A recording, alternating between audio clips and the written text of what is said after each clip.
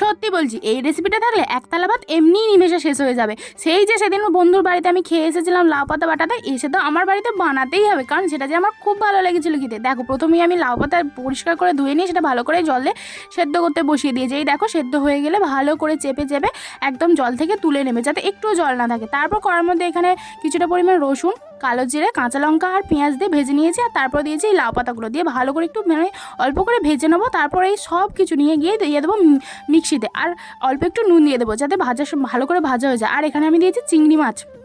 তো তোমরা চাইলে এটা দিতেও পারো, নাও দিতে পারো, কিন্তু আমি দিয়েছি কারণ এতে স্বাদটা খুব ভালো হয়। তারপর ভালো করে বেটে নিয়েছি মিক্সির মধ্যে।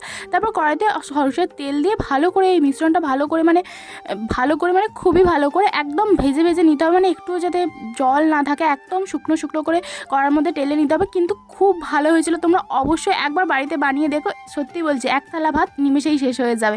দেখা হচ্ছে পরের ভিডিও।